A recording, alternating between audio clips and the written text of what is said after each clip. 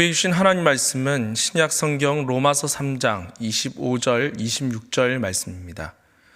신약 성경 로마서 3장 25절 26절 말씀입니다. 다 찾으셨으면 제가 봉독하겠습니다.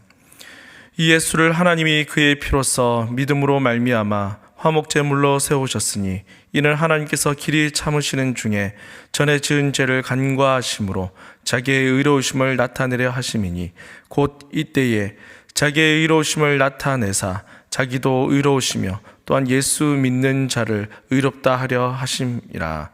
아멘. 성도님들은 우리가 살아가는 이 사회를 볼 때 어떻게 생각하십니까? 이 사회가 정의로운 사회라고 생각하십니까?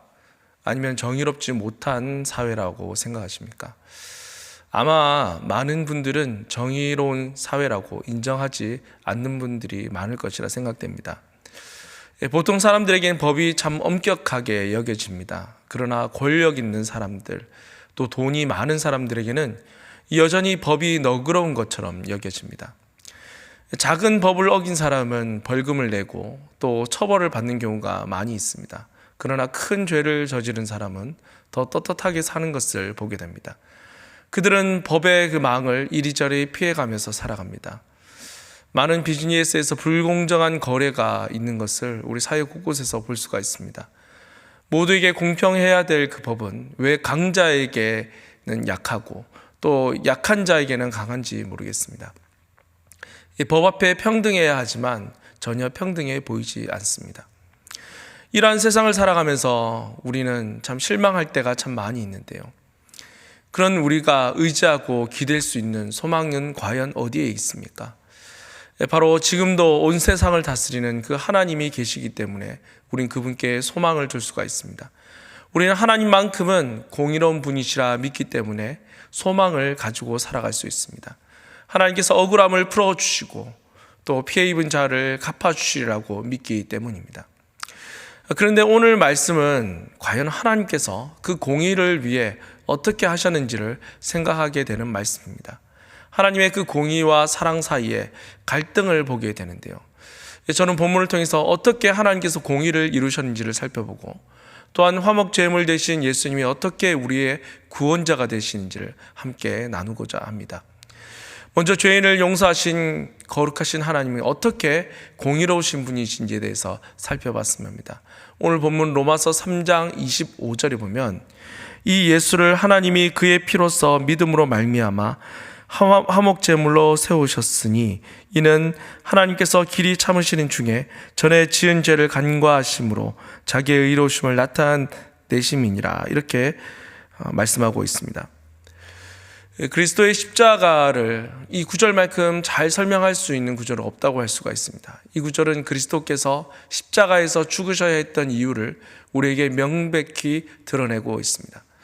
그리스도의 죽음을 통해 무엇이 이루어졌는지 그리고 이루어졌는지를 우리에게 확실하게 보여주고 있습니다. 본문은 많은 신학자들이 중요한 성경 구절 가운데 하나로 생각하는데요. 그 이유는 이 구절의 복음의 핵심 내용인 그리스도의 죽음이 화목제물이 된 것을 담고 있기 때문입니다. 이 화목제물이라 말을 많이 들어보셨을 텐데요. 우리 성도님들은 그 화목제물의 그 의미를 얼마나 알고 있는지 모르겠습니다. 우리가 이 의미를 제대로 알고 있어야지 하나님의 공의와 또 우리의 죄 용서와 구원에 대해서 바르게 알 수 있습니다. 본문 25절은 하나님이 그 아들을 화목제물로 세우셨다라고 하는데요. 이 세우셨다는 것은 공개적으로 나타냈다는 말입니다. 이 세우셨다는 말은 일반인들이 모두 다 알 수 있도록 온 세상이 알 수 있도록 나타내셨다 하는 그런 의미입니다. 하나님은 갈보리의 십자가 위에 예수님을 세우셨습니다. 하나님은 예수님의 십자가를 높이 세워서 만민들이 볼 수 있도록 하셨습니다. 하나님은 죄를 은밀한 곳에서 처리하지 않으시고 공개적으로 하셨습니다. 그리스도를 세상 앞에 공개적으로 처형하심으로 하나님이 예수님의 그 고난과 죽음을 계시의 도구로 수단으로 삼으셨다 하는 것입니다. 하나님은 그 십자가를 통해서 진리를 우리에게 보여주고 있습니다. 우리는 이 복음의 핵심인 십자가를 다루기 전에 먼저 그리스도를 화목 제물로 삼으신 그 하나님에 대해서 우리는 제대로 보고 알아야 합니다. 성경은 처음부터 끝까지 하나님은 의로운 분이시며 그분의 행사는 완전하고 또 그분의 길은 항상 의롭다는 것을 우리에게 증거하고 있습니다. 이런 하나님께서 길에 참으시는 중에 전에 지은 죄를 간과하심으로 하나님은 죄인들에게 대한 심판을 미루시고 악인들에게 용서를 베푸셨기 때문입니다. 아무리 많고 큰 죄를 저지른 죄인이라도 믿고 돌이키면 아무 대가 없이 의롭다고 하심을 받는다는 이 진리는 모든 믿는 자에게 큰 기쁨과 소망을 줍니다. 또한 모든 성도들이 평생 불러야 될 찬송의 주제이기도 합니다.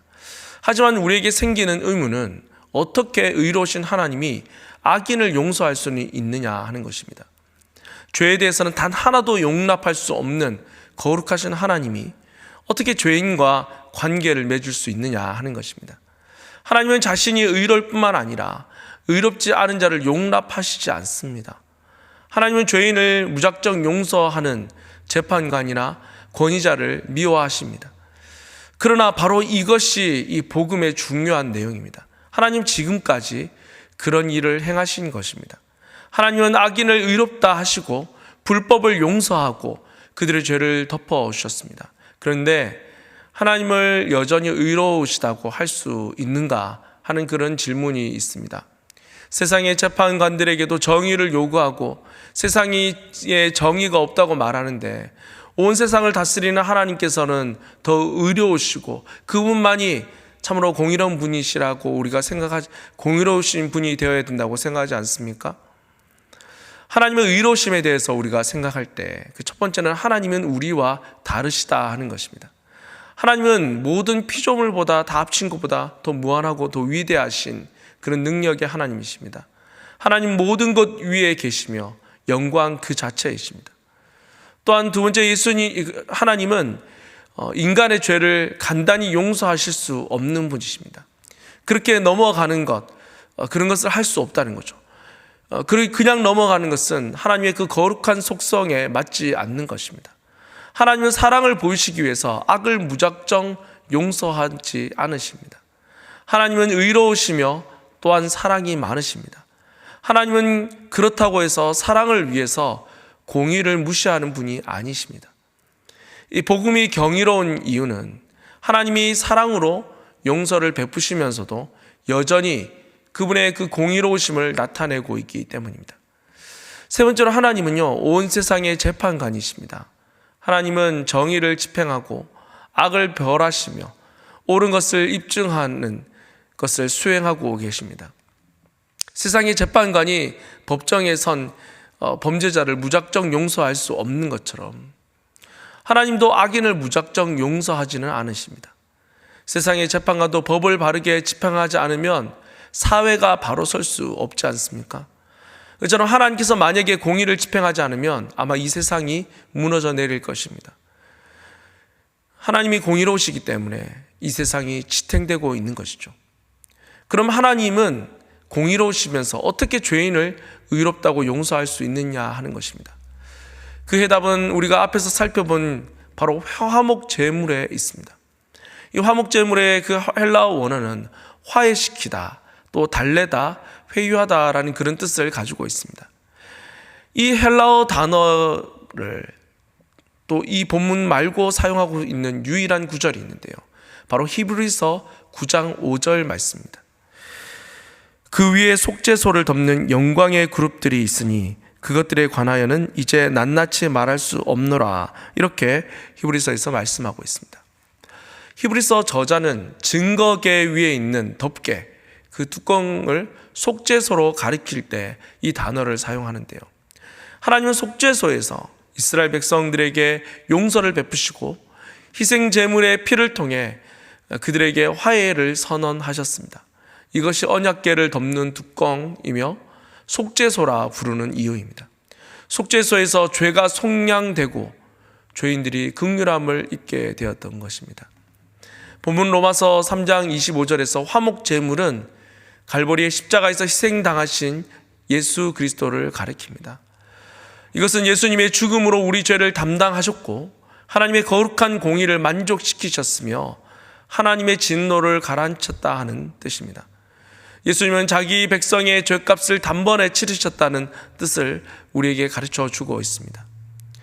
또한 본문 로마서 3장 26절에 보면 곧 이때에 자기의 의로우심을 나타내사 자기도 의로우시며 또한 예수 믿는 자를 의롭다 하려 하심이라 이렇게 말씀하고 있습니다. 예수님이 자기 백성의 죄값을 단번에 치르셨기 때문에 하나님은 죄인에게 긍휼을 베푸셔서 의롭다고 해주셨습니다. 성경은 인간이 죄를 지었고 그 죄의 삭은 사망이라고 우리에게 말씀하고 있습니다. 의로우신 하나님은 율법의 요구가 충족되지 않고는 죄인을 용서할 수가 없습니다. 그래서 성자 예수님은 인간이 되셨고 이 세상에 오셔서 율법에 온전히 복종하셨습니다. 그리고 십자가에서 죄인들의 죄가 그분께 전가되고 그분의 의가 믿는 자들에게 전가되었습니다. 이렇게 하여 하나님의 공의가 이루어지게 된 것입니다. 이어서 화목 제물 대신 예수님이 어떻게 우리의 구원자가 되신지를 우리가 함께 살펴봤으면 하는데요.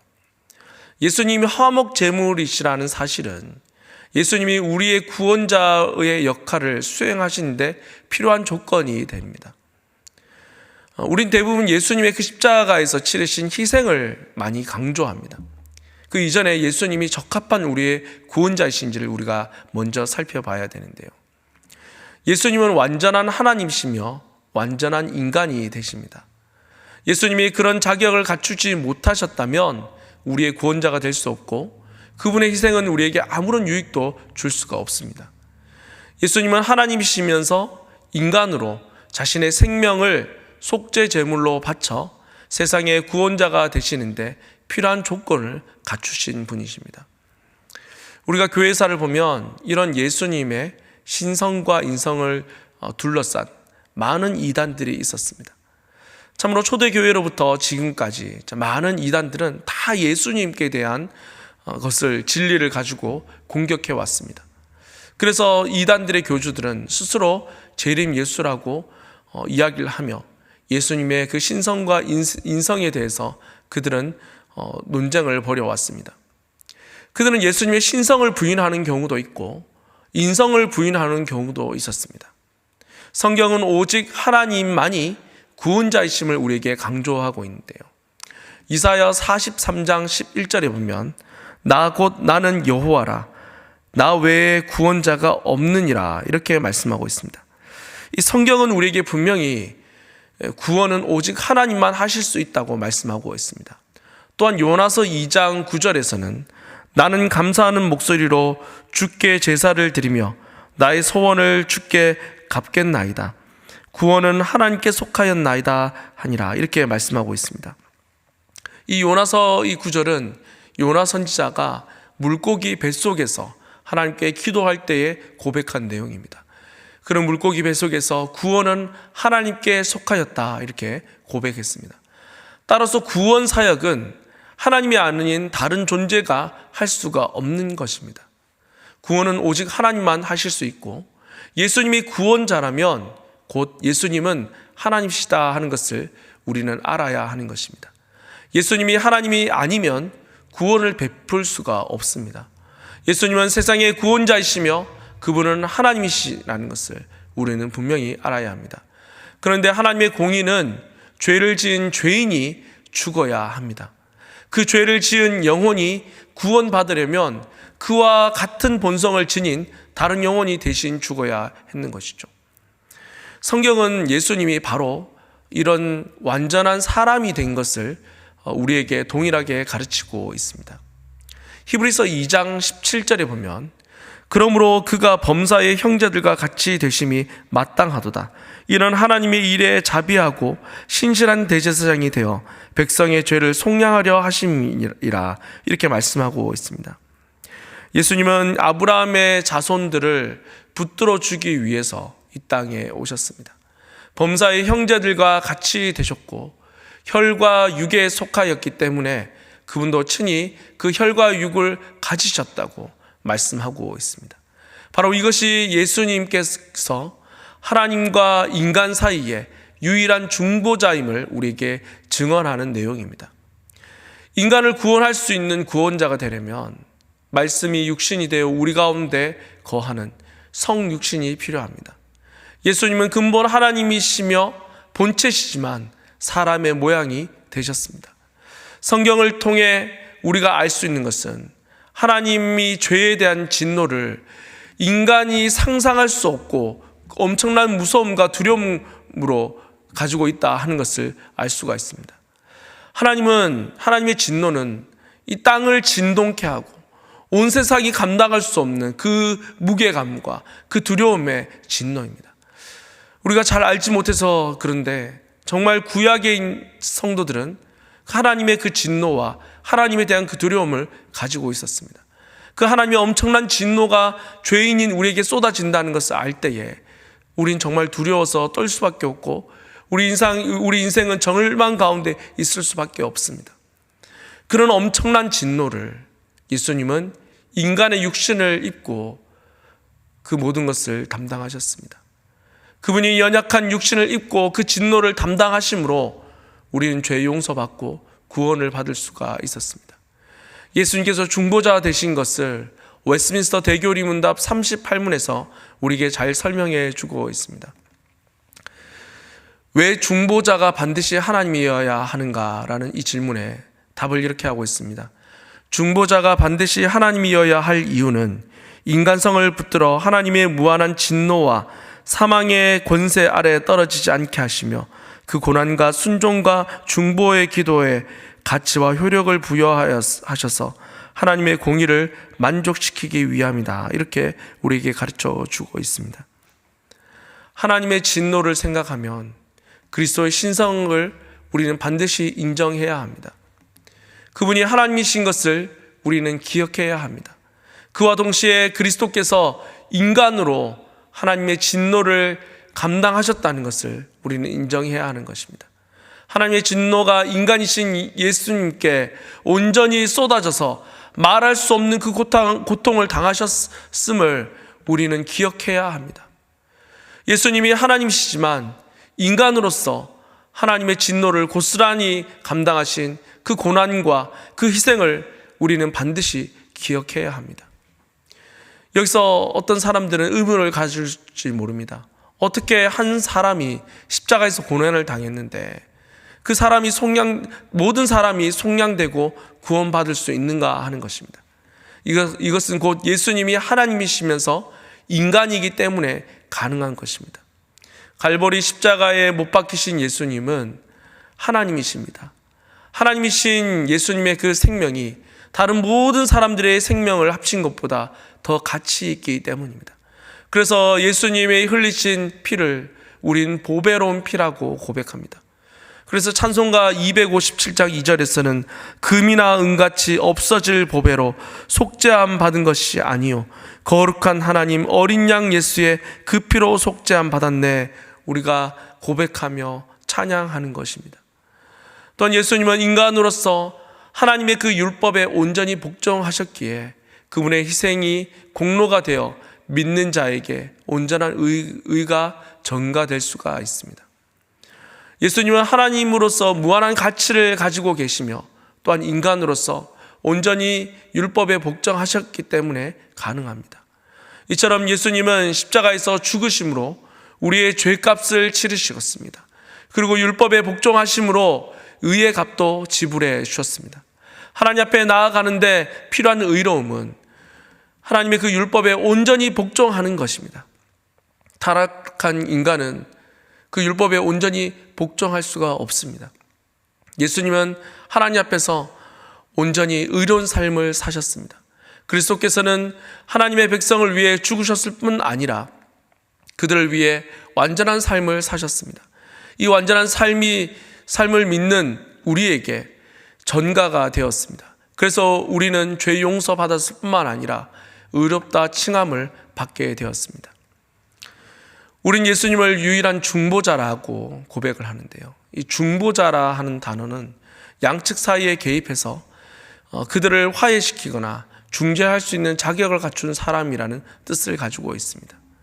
하나님과 사람 사이를 잇는 중보자가 되려면 예수님이라는 그분 안에 신성과 인성을 가진 분이셔야만 가능합니다. 인간을 구원하려면 참 인성을 가져야 합니다.